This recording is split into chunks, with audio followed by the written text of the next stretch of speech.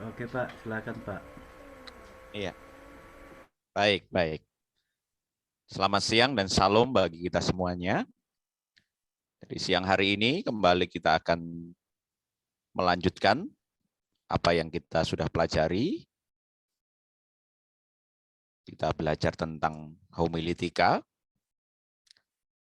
dan tentunya bagi setiap kita paling tidak kata-kata ini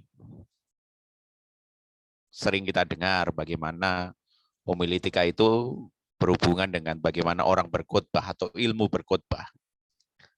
Jadi kuliah ini adalah untuk mempelajari ilmu berkhotbah dengan penelusuran. Yang pertama adalah siapa pengkhotbah itu. Jadi bagaimana seorang pengkhotbah yang baik tentunya seperti itu. Mereka adalah orang-orang yang seperti kemarin mereka mau belajar, mereka mau mempersiapkan sesuatu sehingga apa yang disampaikan betul-betul berdampak. Karena memang disiapkan dengan sesuatu yang sangat baik sekali. Terus yang kedua kita akan belajar tentang apa yang dimaksudkan dengan khotbah itu sendiri. Apakah khotbah itu sama dengan hanya ketika orang mengkomunikasikan sesuatu, tetapi apakah ada sesuatu yang lebih dari khotbah itu sendiri? Karena memang sedang berbicara tentang bagaimana mengkomunikasikan sesuatu, tetapi memang agak berbeda karena memang khotbah itu adalah mengkomunikasikan kebenaran, kebenaran Tuhan.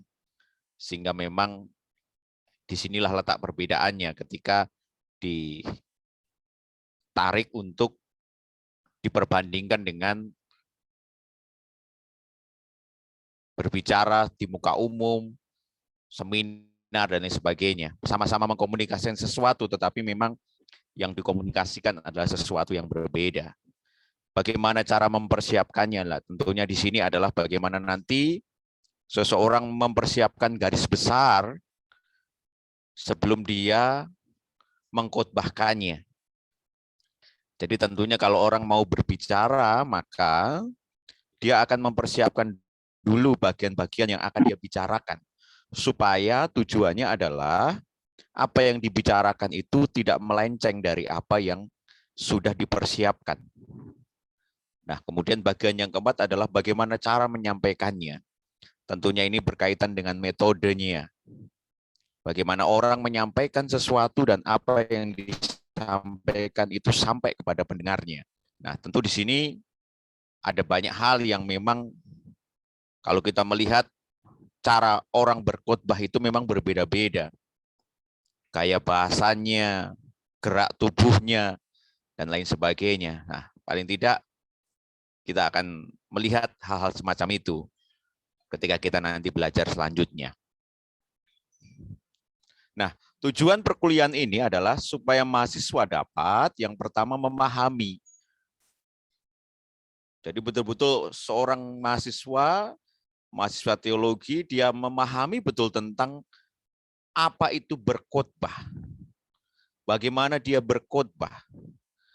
Apa yang dia sampaikan dalam khotbah. Karena memang itu menjadi bagian yang penting, memahami sesuatu sebelum orang melakukannya. Bagian yang selanjutnya adalah membangun. Jadi membangun diri untuk supaya lebih baik lagi. Jadi kalau orang belajar itu tujuannya adalah supaya lebih baik, supaya lebih mumpuni, supaya lebih apa yang disampaikan itu punya level yang lebih daripada orang yang tidak belajar. Tentunya seperti itu. Itu dalam posisi membangun dan juga di sini berkaitan dengan bagaimana apa yang disampaikan nanti bukan hanya dari sisi si pengkhotbah, tetapi dari sisi si pendengar bahwa berita yang disampaikan nantinya adalah berita yang membangun dari si pendengar itu sendiri. Nah, bagian yang ketiga adalah menyampaikan khotbah. Bagaimana menyampaikan khotbah yang baik itu? Menyampaikan khotbah yang baik itu adalah yang pertama adalah sederhana. Sederhana itu artinya mudah dimengerti dengan bahasa-bahasa yang memang tidak terlalu sulit untuk dipahami. Karena kalau seseorang berbicara dan orang yang mendengarnya tidak memahami, itu adalah hal yang sangat percuma sekali. Karena itu hanya membuang-buang tenaga, membuang-buang suara, tetapi orang yang diajak bicara, orang yang menerima berita, mereka sendiri tidak paham. Karena mungkin beritanya adalah sesuatu yang sulit untuk mereka mengerti.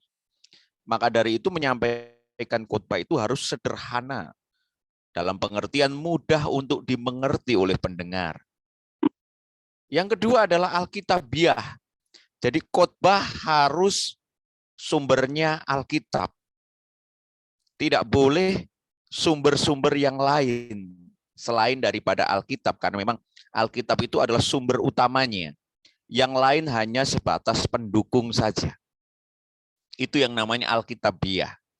Jadi mengambil sesuatu dari Alkitab dan kemudian disampaikan supaya orang mendengar berita dari isi Alkitab itu sendiri. Itu namanya Alkitabiah.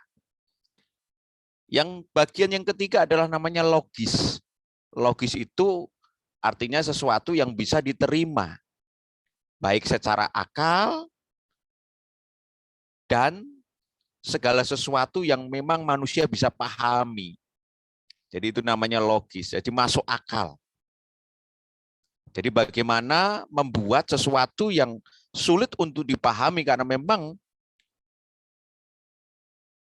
kebenaran Tuhan itu ada sesuatu yang memang gampang untuk dipahami, tetapi memang ada sesuatu yang sulit untuk dipahami. Dan bagaimana yang sulit untuk dipahami itu kemudian disampaikan kepada jemaat supaya mereka memahami dan mengerti secara logika mereka, masuk akal bagi mereka. Yang selanjutnya adalah namanya interest. Jadi khotbah itu harus menarik. Jadi sebagaimana seorang pengkhotbah dia mau menyampaikan sesuatu, maka dia harus membuat apa yang dia akan sampaikan itu menjadi sesuatu hal yang menarik. Tentu di sini nanti berkaitan dengan cara bicaranya, gaya tubuhnya, sehingga membuat orang ketika berkhotbah itu tidak tampak kaku. Seperti orang berdiri dengan kaku tanpa menggerakkan tubuhnya, nah itu tidak interest, tidak menarik. Karena khotbah itu harus disertai dengan sesuatu hal yang menarik, baik itu intonasi suara, maka tidak boleh monoton, maka ada hal-hal yang ditekankan, makanya ketika orang berkhotbah, dia harus menekankan sesuatu mungkin dengan bahasa yang keras dan sedikit mengagetkan. Kadang-kala ada kalanya dia harus dengan suara yang lembut. Nah, karena memang ini berbicara tentang interest itu. Jadi khotbah itu harus menarik. Yang selanjutnya adalah praktis. Praktis dalam arti bahwa setiap khotbah harus sampai kepada aplikasi. Jadi kalau orang mendengar sesuatu itu, jemaat mau tahu apa yang harus mereka lakukan dari apa yang mereka dengar. Jadi khotbah itu harus sampai kepada apa yang disebut dengan penerapan. Jadi kalau orang dengar sesuatu, terus jemaat itu ketika dia mendengar sesuatu, apa yang mereka harus lakukan dari apa yang mereka dengar itu?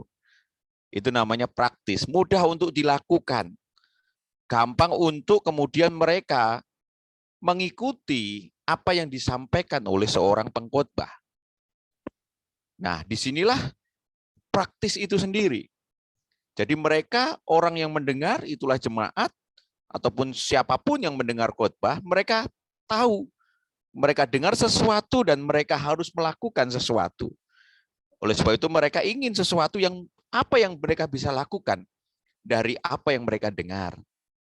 Itulah yang disebut dengan praktis itu sendiri.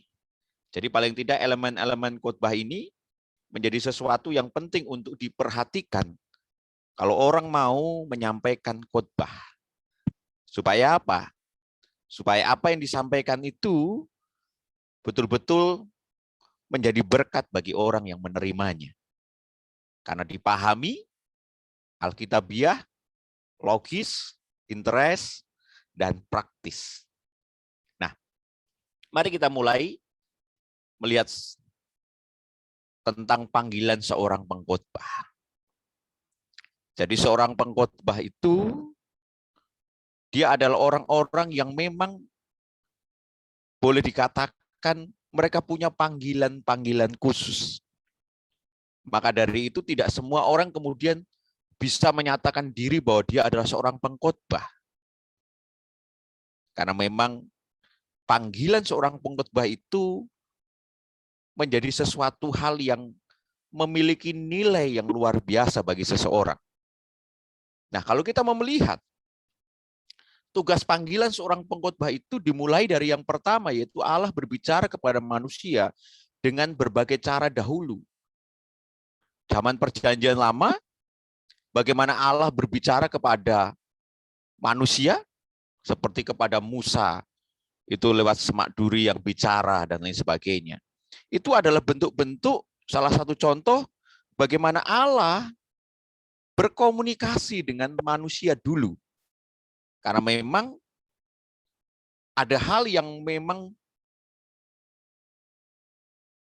jarak dan memang bukan seperti ketika Yesus itu datang dan kemudian bercakap-cakap dengan manusia secara langsung.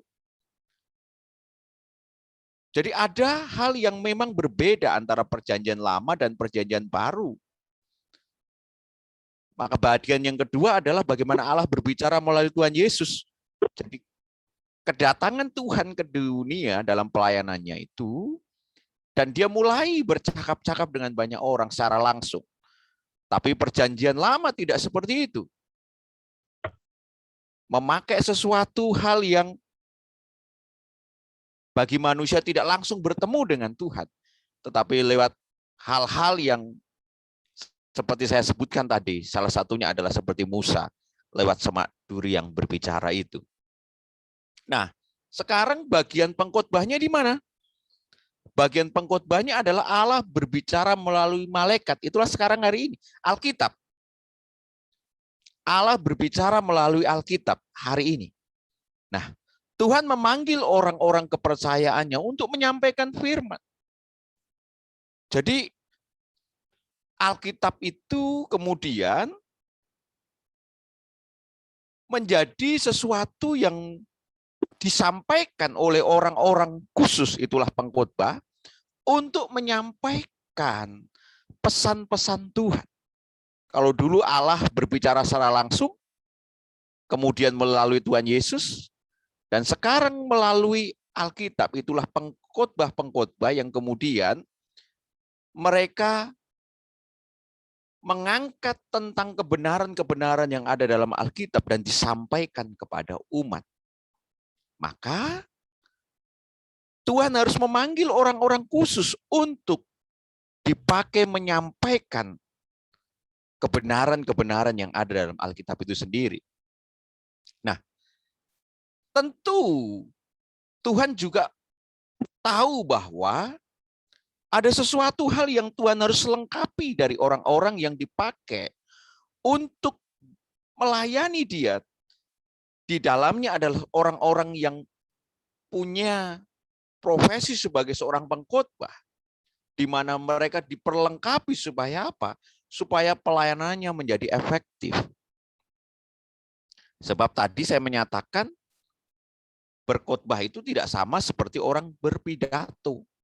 Karena dia menyampaikan kebenaran Alkitab, di mana Alkitab adalah kebenaran Tuhan. Dan tentunya untuk mengetahui kebenaran Tuhan, harus ada sesuatu yang dilengkapkan bagi orang-orang untuk betul-betul memahami kebenaran Allah itu secara benar. Makanya ada Roh Kudus yang kemudian diberikan kepada orang-orang khusus ini untuk mereka lebih memahami tentang kebenaran firman Tuhan. Karena secara akal logika saja menggunakan kemampuan manusia, tentu tidak akan mungkin memahami kebenaran Tuhan yang memang ada nilai-nilai yang tidak bisa dijangkau dengan akal. Ada hal-hal yang karena keterbatasan manusia, sehingga manusia tidak mungkin mampu untuk mengetahui secara lengkap kalau Tuhan tidak memperlengkapi itu. Oleh sebab itu, kebergantungan seorang pengkhotbah terhadap Roh Kudus yang adalah pribadi Tuhan itu sangat penting dalam hal ini, karena dia akan menyampaikan satu kebenaran, dan kebenaran itu adalah kebenaran ilahi, kehendak Tuhan, segala sesuatu hal yang berkenaan dengan Tuhan. Tentu akan lebih lagi ketika Roh Kudus itu memberikan penerangan kepada orang-orang yang dipanggil khusus untuk menjadi seorang pengkhotbah, dan kemudian dia mengkomunikasikan itu sehingga apa yang disampaikan betul-betul sebuah kebenaran, karena memang Roh Kudus yang memberi pencerahan itu. Bukan karena akal manusia, 100% akal manusia tidak, tetapi Roh Kudus yang menerangi akal dari seorang pengkhotbah dia, sehingga dia mampu untuk memahami apa-apa yang tidak bisa dipahami secara akal dan logika.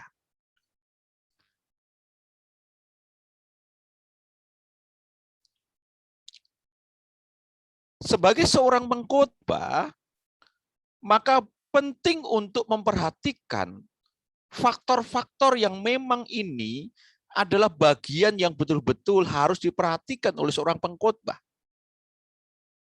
Bahwa seorang pengkhotbah itu bukan berdiri secara pribadi dengan segala kehebatannya, tetapi memang ada hal-hal atau faktor-faktor yang memang ini harus diperhatikan. Yang pertama adalah Allah.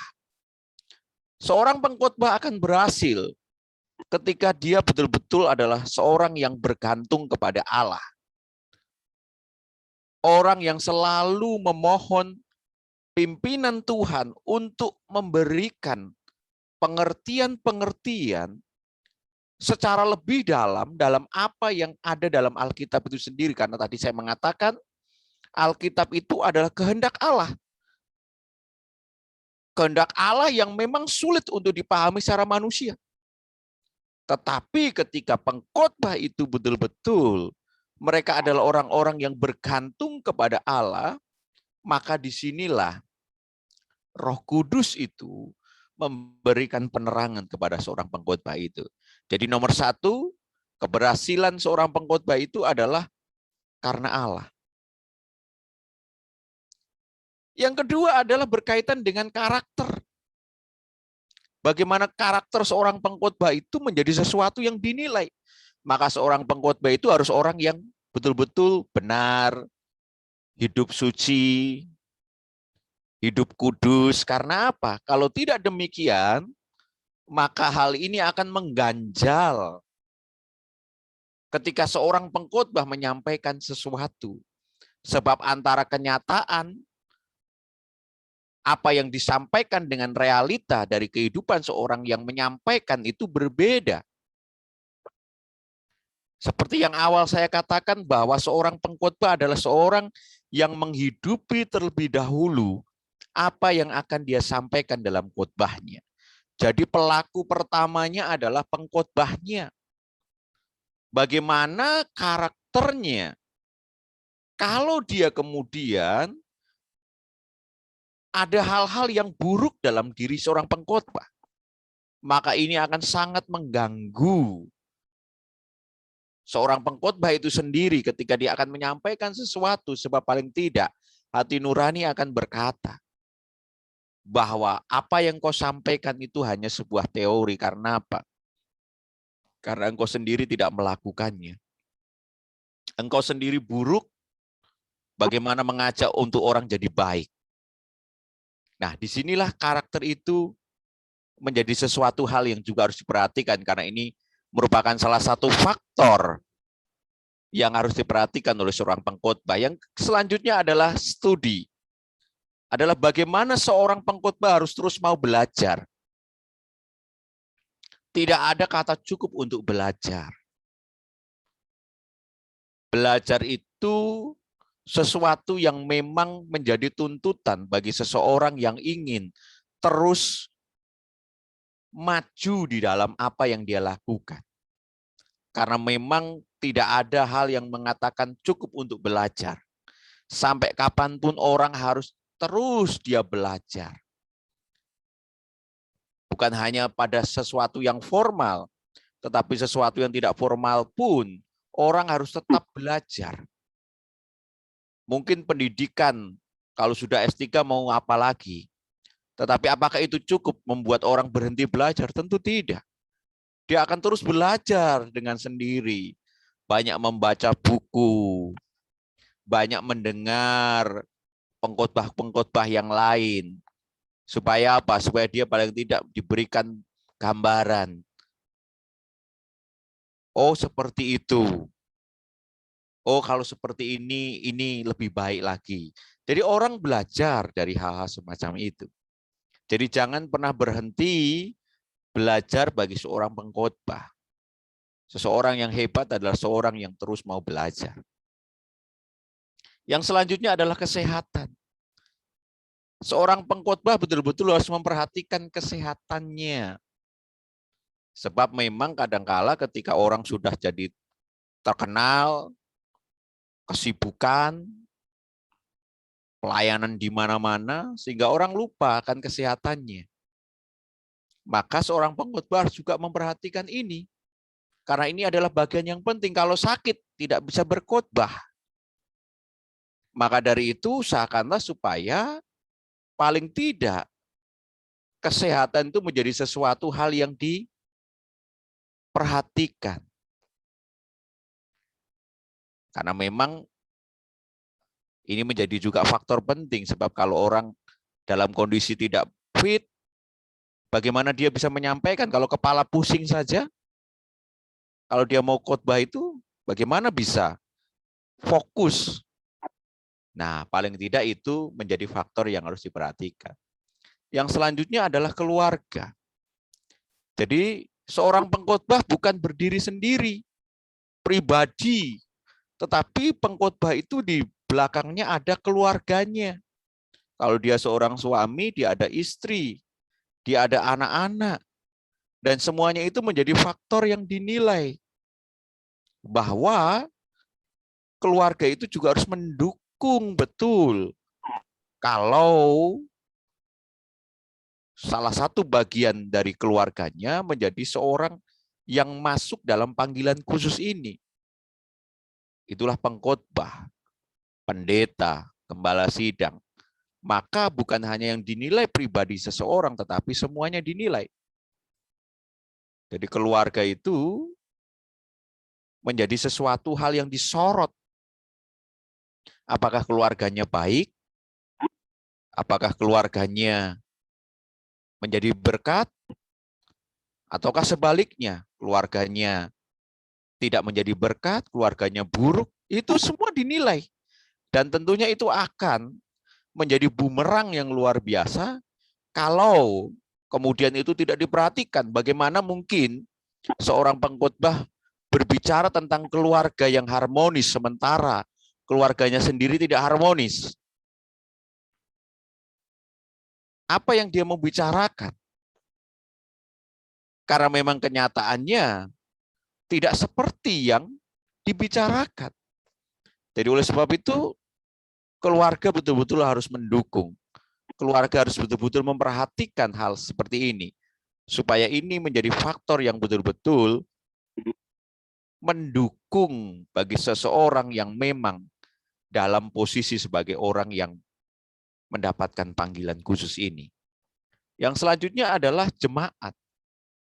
Maka seseorang harus memperhatikan juga faktor jemaat ini. Artinya bahwa seorang yang melayani, baik itu adalah sebagai seorang pengkhotbah, gembala, pendeta, dia harus memperhatikan sisi dari jemaat. Bahwa jemaat itu adalah sebagai konsumen khotbahnya. Maka bagaimana seorang hamba Tuhan itu betul-betul dia mampu untuk memberikan sesuatu yang menjadi kebutuhan dari jemaatnya.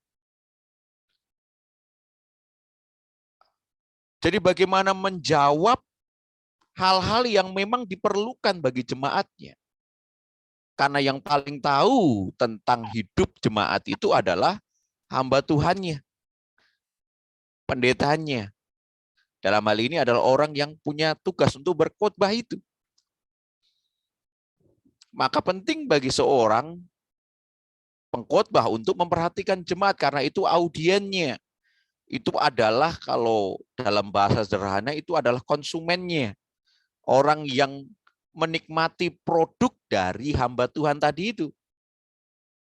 Maka bagaimana mereka kemudian memperhatikan jemaat sebagai orang yang mengkonsumsi khotbah dari seorang pengkhotbah. Yang selanjutnya adalah masyarakat. Jangan lupa bahwa seorang pengkhotbah itu hidup berdampingan dengan masyarakat. Dan itu tidak bisa kemudian menjadi sesuatu hal yang tidak diperhatikan. Bagaimana seorang pengkhotbah hidup di tengah-tengah masyarakat dan dia harus dikenal baik. Karena ini juga menjadi faktor bagaimana masyarakat menilai tentang kehidupan seorang hamba Tuhan. Bagaimana masyarakat melihat ada hal yang menarik dari seorang hamba Tuhan. Jadi khotbah itu bukan hanya sesuatu yang tertutup di gereja, tetapi praktek dari khotbah dari seorang hamba Tuhan itu adalah ketika dia juga ada di tengah-tengah masyarakat. Bagaimana hidupnya, bagaimana cara bersosialisasi dengan lingkungannya, itu menjadi sesuatu yang penting untuk diperhatikan. Tidak kemudian hamba Tuhan menutup diri dari masyarakat, tetapi harus membuka diri pada masyarakat. Dan bagian yang terakhir adalah iblis. Mengapa iblis itu harus diperhatikan? Menjadi faktor penting yang harus diperhatikan oleh seorang pengkhotbah. Ingat, iblis itu berusaha menjatuhkan. Dan yang menjadi sasaran pertama dari iblis itu adalah pemimpin. Dalam hal ini adalah hamba Tuhan, gembala sidang, pengkhotbah. Karena kalau pemimpinnya jatuh, untuk menjatuhkan anak buahnya itu lebih mudah. Maka dari itu bagaimana kemudian betul-betul seorang pengkhotbah memperhatikan supaya dia tidak jatuh kepada sesuatu hal yang salah, dosa dan lain sebagainya, apalagi kalau fatal. Misalkan tentang perselingkuhan, perceraian dan lain sebagainya. Itu adalah hal-hal yang akan betul-betul dimanfaatkan oleh iblis ini untuk mendakwa seorang pengkhotbah itu. Sehingga apa? Sehingga inilah yang akan menjadi sesuatu yang akan menghambat bagi seorang pengkhotbah itu sendiri. Orang tidak akan mungkin mau mendengarkan orang yang dalam posisi jatuh dalam dosa. Dan inilah kesempatan iblis untuk menjatuhkan itu. Maka dari itu, kalau seorang pengkhotbah memahami bahwa dia harus hidup betul-betul jauh dari dosa, jangan sampai jatuh di dalam dosa, sebab ada iblis yang akan mengambil keuntungan di dalamnya. Sehingga membuat seorang pengkhotbah itu betul-betul mati langkah kalau saya mengatakan seperti itu. Tidak bisa apa-apa lagi kalau sudah seperti itu. Orang mau berbicara apa, orang tidak akan mungkin percaya. Kalau seorang pengkhotbah, dia jatuh di dalam dosa.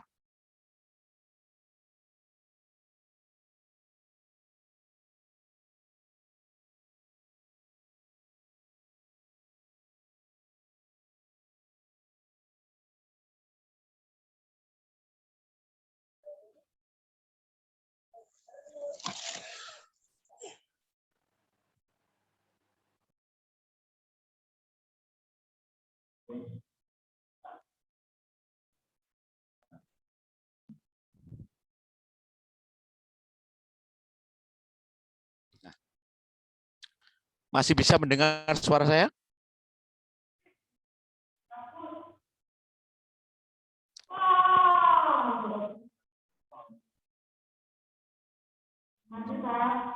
Iya, baik, kita lanjutkan.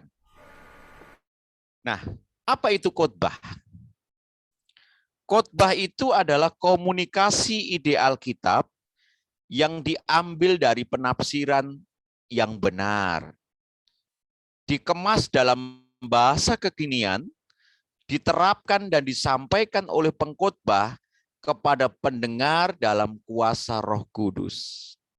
Jadi memang beritanya pengkhotbah itu adalah Alkitab. Idenya ide siapa? Ide yang ada dalam Alkitab. Maka seorang yang berkhotbah itu bukan idenya, bukan gagasan dari seorang pengkhotbah itu sendiri, tetapi ide itu adalah ada di dalam Alkitab itu sendiri. Jadi dia mengambil ide dalam Alkitab, kemudian ditafsirkan dengan penafsiran yang benar. Maka dari itu, kalau orang mau menyampaikan sesuatu yang benar, maka dia harus mengambil dari Alkitab saja. Dan kemudian mulai diangkat itu untuk dijelaskan, dicari artinya. Dan kemudian dikemas di dalam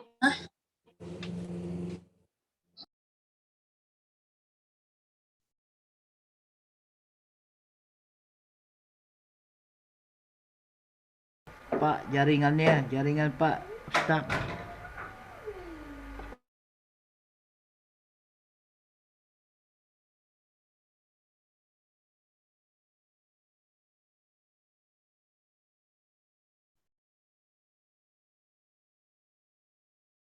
khas.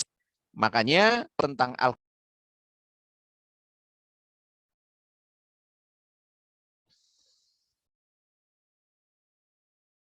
Halo? Iya Pak, putus-putus Pak Oke. jaringan Bapak. Oh, putus-putus. Iya.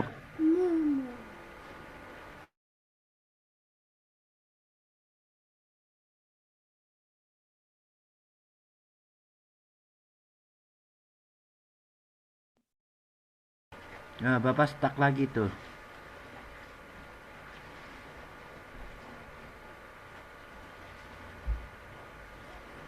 Halo Bapak.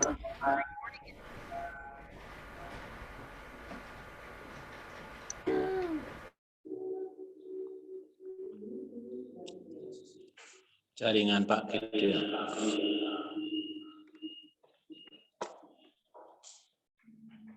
Oke.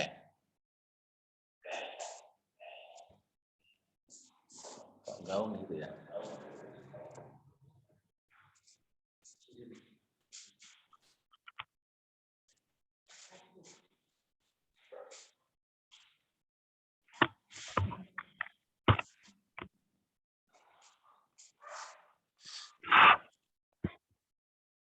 Ini Pak Gideon baru memulai.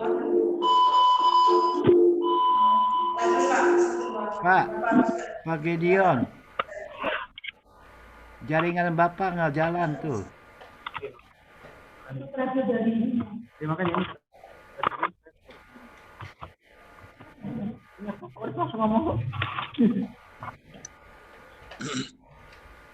Ini jaringannya Pak Gideon sedang ada trouble. Ya, saya akan melanjutkan.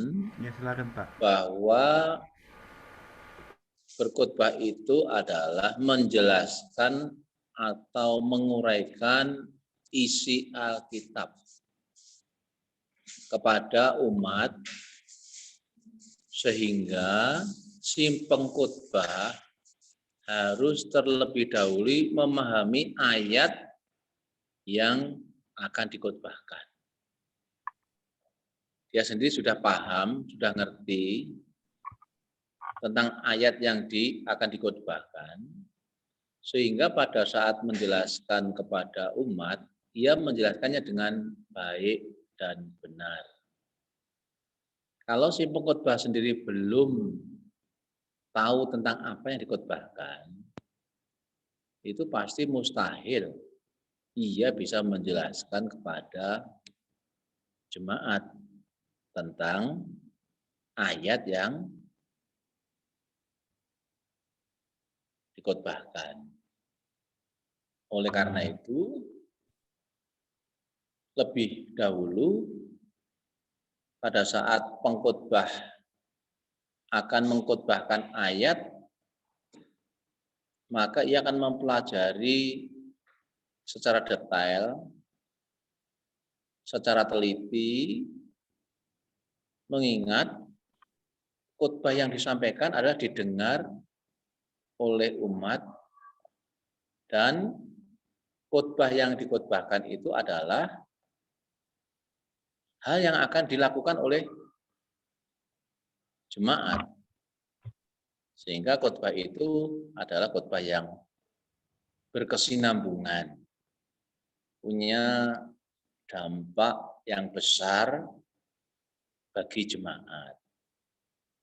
Tadi di kelas, sebelum kita memulai Zoom, saya menjelaskan kepada para mahasiswa bahwa berkhotbah itu bukan talenta. Berkhotbah itu bukan karunia. Berkhotbah itu adalah satu usaha yang harus dipelajari, bahkan suatu usaha keras. Jadi tidak bisa pengkhotbah itu dalam nama Yesus, lalu kemudian dia berkhotbah. Bahkan saya memberikan syarat-syarat bagi orang yang berkhotbah di gereja. Bahkan sebenarnya kalau secara akademis untuk STH itu belum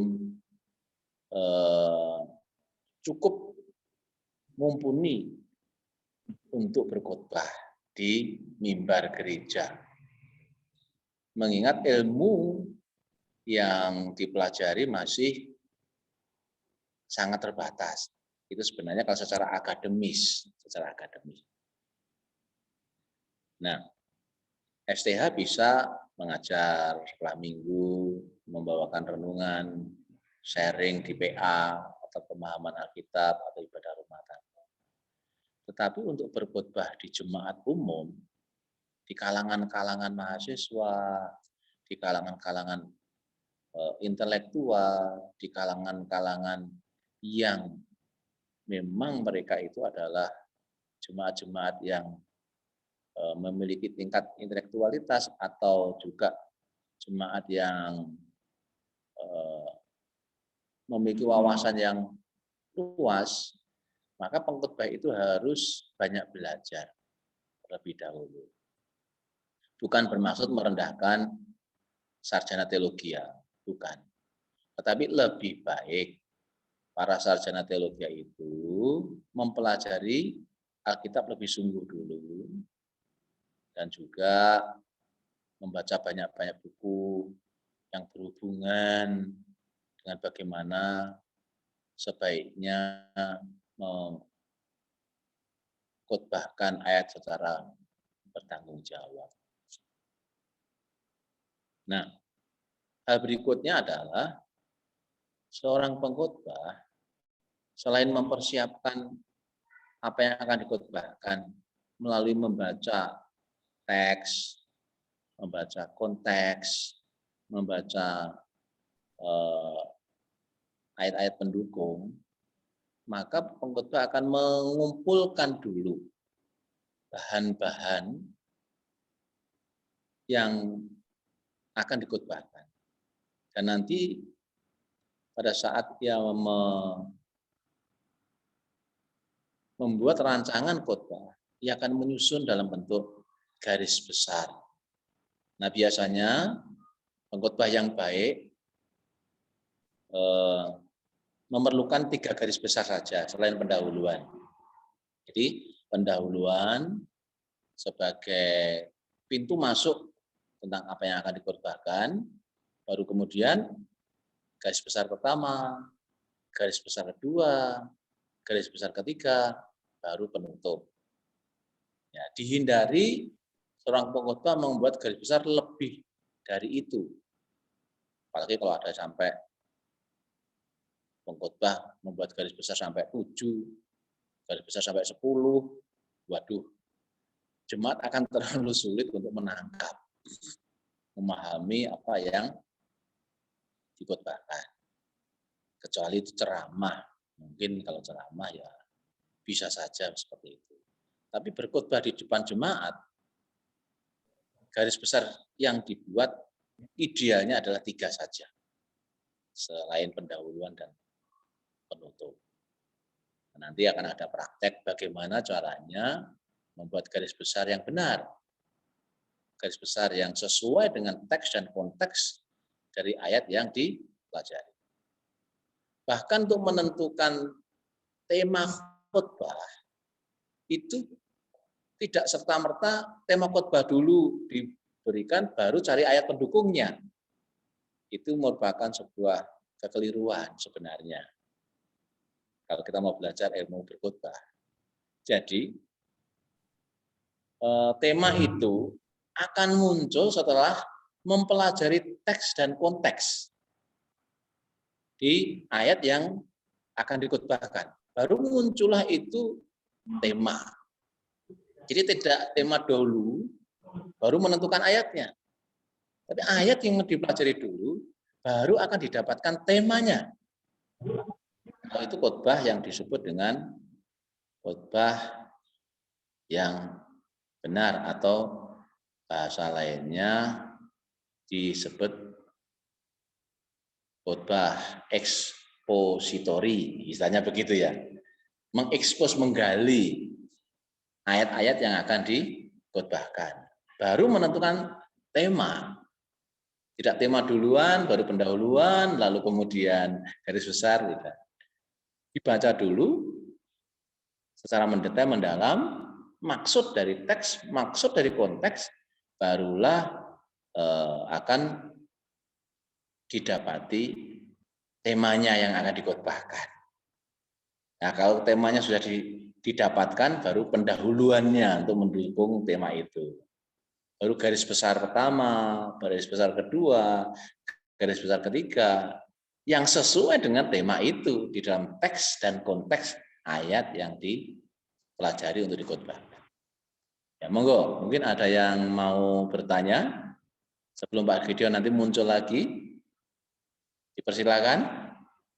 Mungkin Pak Heri atau yang lainnya, silakan.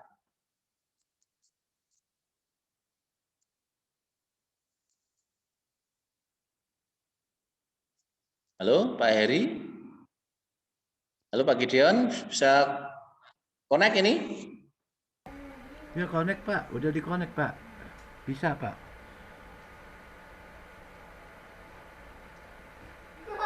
Yang Pak Heri yang dari Australia? Iya dari sini Pak. Ya ini saya Pak. Ini Pak Hari ini Pak.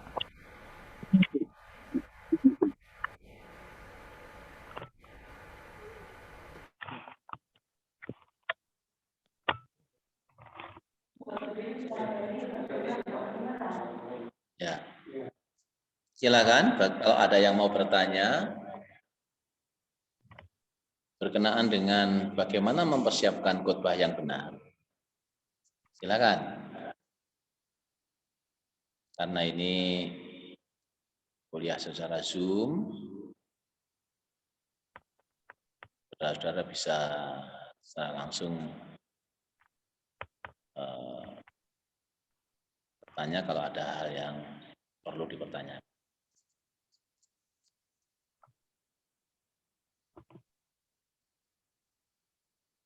Nah, kalau tidak akan kita lanjutkan. Berkenaan dengan ilmu berkhotbah, seperti yang saya sudah katakan, bahwa berkhotbah itu merupakan hal yang bisa dipelajari. Sehingga siapapun sebenarnya bisa berkesempatan untuk berkhotbah asal memenuhi syarat dan melakukan tahapan-tahapan ya, untuk bisa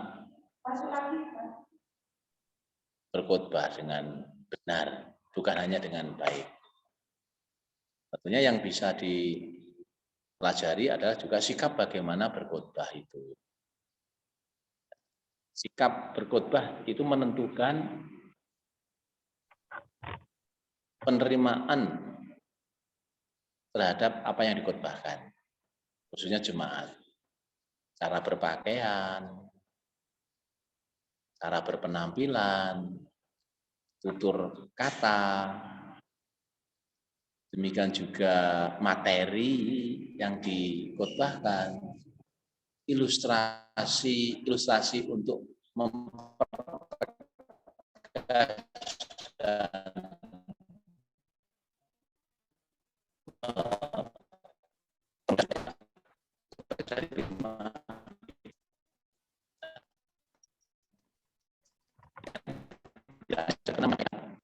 Kita masuk. Kita akan Pak Gideon. Pak Heri dari Australia masih mengikuti kita.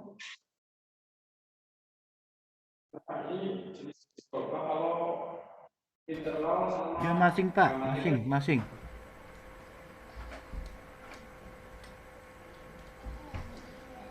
Tafsiran. Ya. Saya masing ikut Bapak.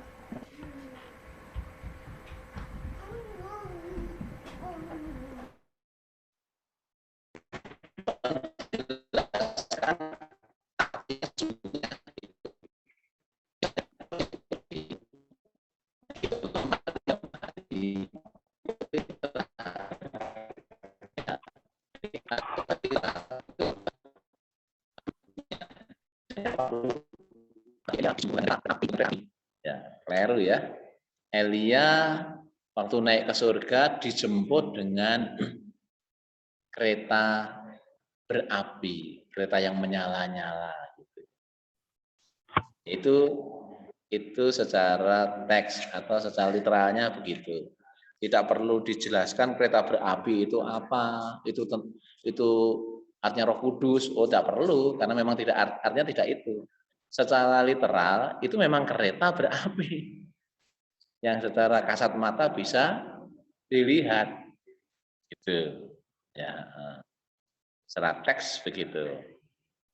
Lalu seperti pada waktu Yesus dibaptis itu Roh Kudus datang seperti burung merpati.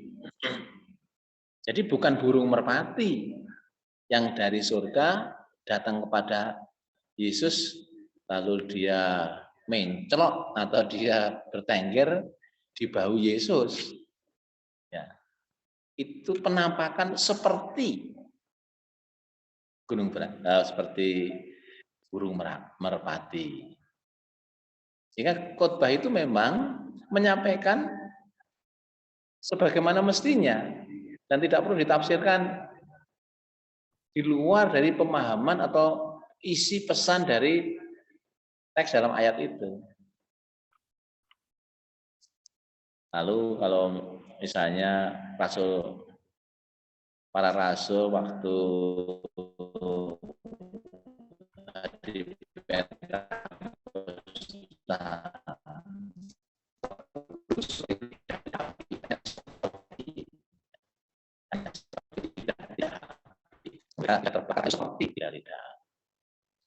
Oke, ada pertanyaan yang lain? Silakan.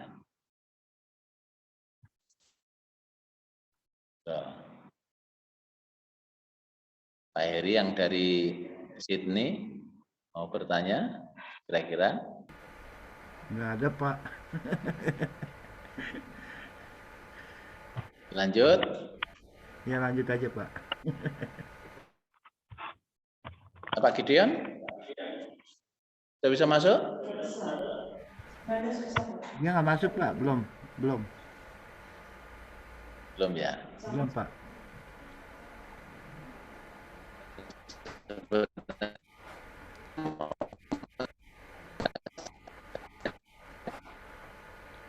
Bapak juga jaringannya putus-putus, Pak. Nah, dia masuk, Pak. Udah masuk, Pak.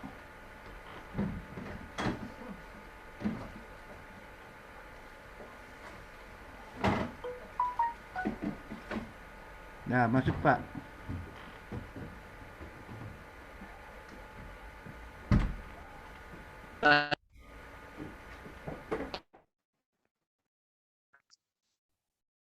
Ya, ya.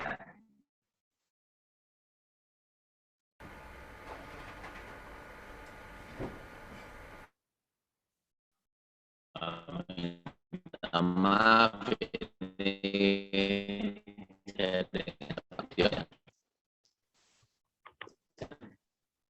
Pak Gideon udah masuk? Sudah, Om. Oke, silakan lanjut.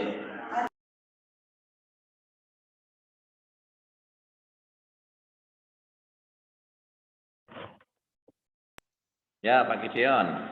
Ya, Langsung. baik Om, baru materinya.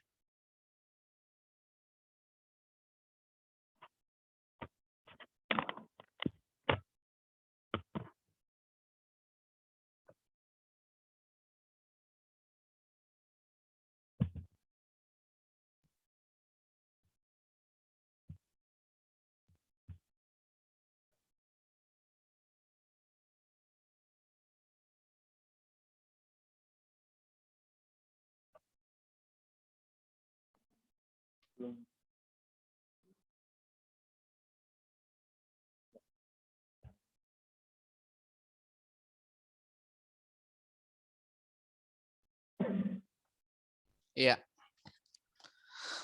Kita lanjutkan karena gangguan tadi.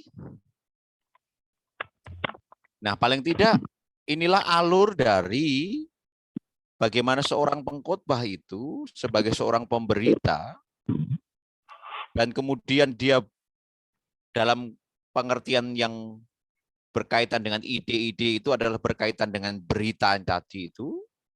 Dan kemudian untuk penyampaiannya itulah berkaitan dengan metode dan kemudian sampai kepada pendengar, itulah jemaat. Nah, Roh Kudus di sini memang mengambil peranan yang luar biasa. Karena memang ini bukan bicara tentang kehebatan manusia. Seorang pengkhotbah siapapun sebetulnya, dia hebat itu oleh karena faktor penentu ini. Itulah Roh Kudus itu. Jadi tidak ada orang hebat kalau tidak ada yang menghebatkannya. Itulah peran dari Roh Kudus. Karena memang berita yang disampaikan bukan berita dunia, tetapi berita yang disampaikan adalah berita surgawi. Itulah Injil Tuhan. Dan untuk sampai kepada pendengar betul-betul mengerti tentang apa yang ada dalam Alkitab itu, maka disinilah pergumulan seorang pengkhotbah itu untuk paling tidak dia harus betul-betul mengerti tentang berita yang ada dalam Alkitab itu dan kemudian dia sampaikan itu dengan metode yang baik, mudah dimengerti, sehingga itu sampai kepada pendengarnya. Tetapi jangan lupa bahwa Roh Kudus itu mengambil peran yang luar biasa.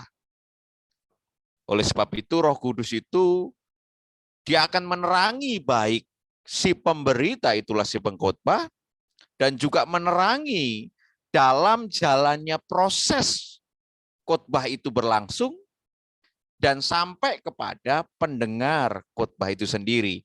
Semuanya dalam penerangan dari Roh Kudus ini. Sebab kalau Roh Kudus itu tidak menerangi sesuatu, maka sesuatu itu menjadi tidak jelas. Walaupun sudah bahasanya sederhana sekalipun, tetapi kalau Roh Kudus itu tidak andil dalam menerangi orang juga akan sulit untuk mengerti karena memang beritanya adalah berita ilahi. Kemampuan manusia terbatas, sehingga untuk sesuatu yang tidak terbatas, maka dibutuhkan hal yang membuat orang bisa memahami yang tidak terbatas itu. Nah, itulah Roh Kudus itu. Maka seorang pengkhotbah tidak boleh mengesampingkan Roh Kudus sendiri.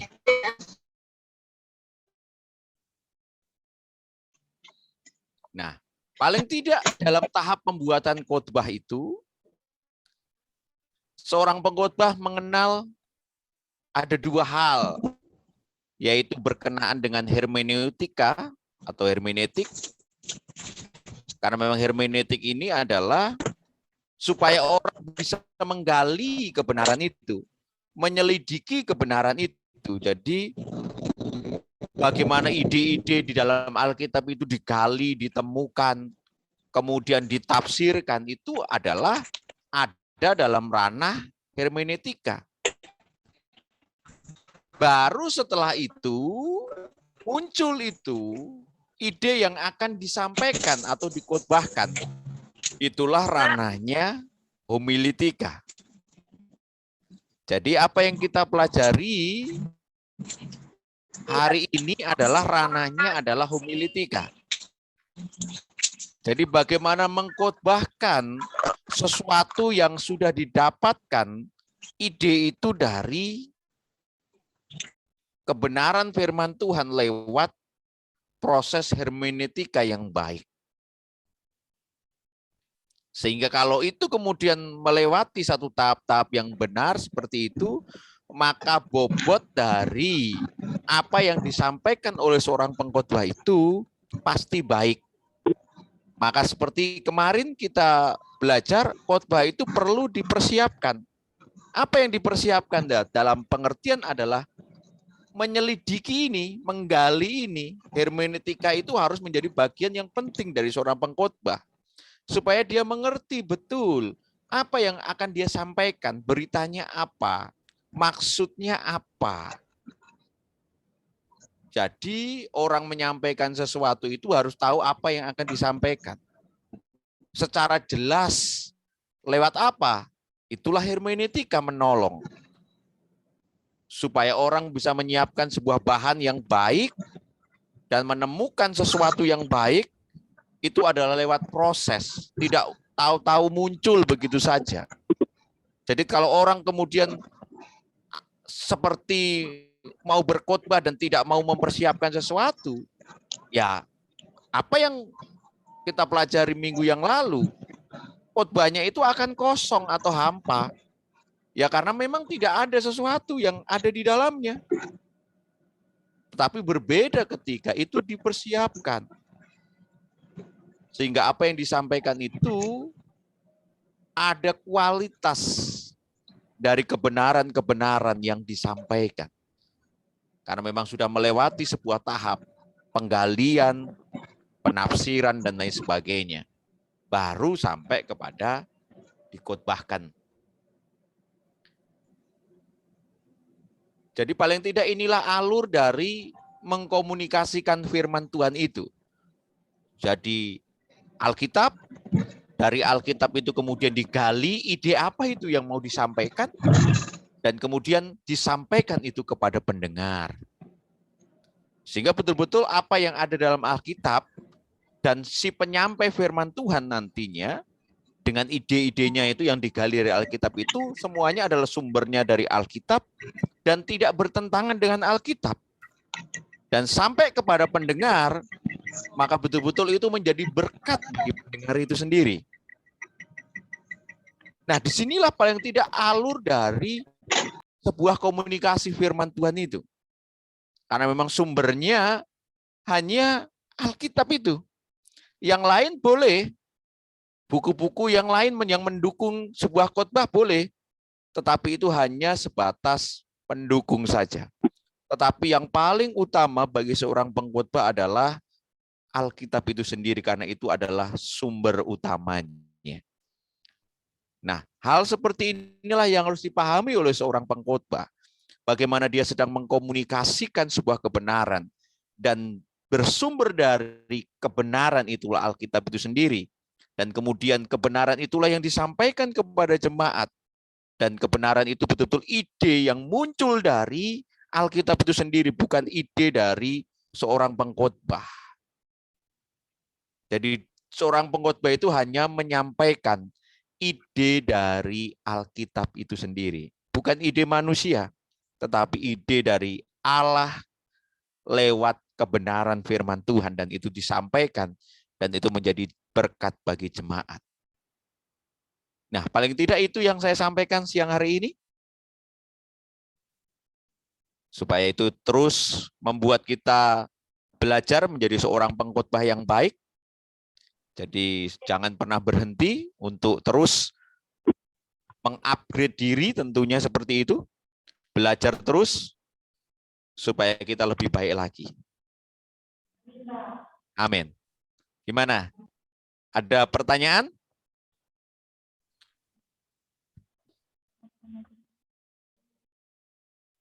Ada sesuatu yang mau disampaikan?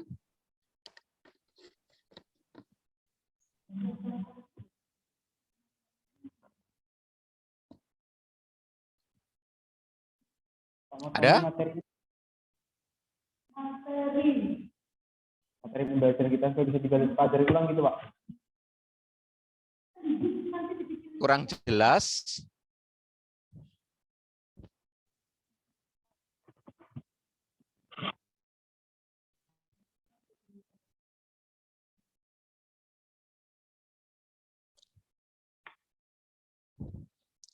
Untuk materi maksudnya? Ya materi nanti saya akan berilah kalau sudah selesai.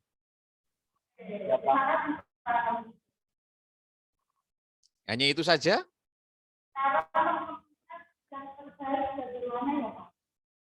Suaramu tidak jelas, suaramu tidak jelas.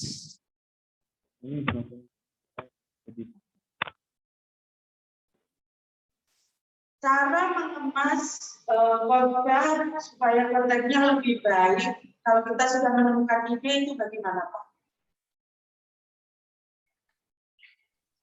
Kedengaran ya, Pak? Tidak. Apa masih mati? Volumenya naikkan.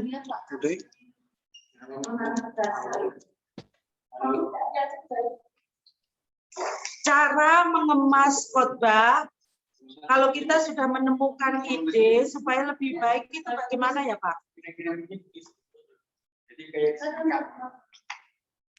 Ya itu nanti kita akan pelajari selanjutnya. Jangan, ini kan baru awal-awal.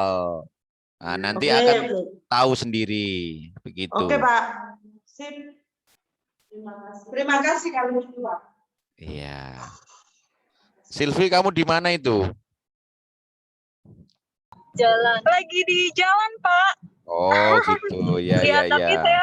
saya ngikutin kuliah, saya dengar kok, Pak. Oke, terima Makasih, kasih. Pak, materinya. Iya. Ya. Kak Urip masih di situ? Masih. Tapi ke belakang dapur. Oh, gitu.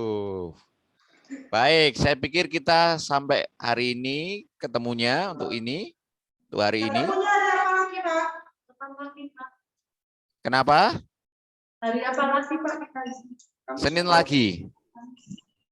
Hari apa kita jumpa? Hari Senin jam Senin lagi aja, Senin.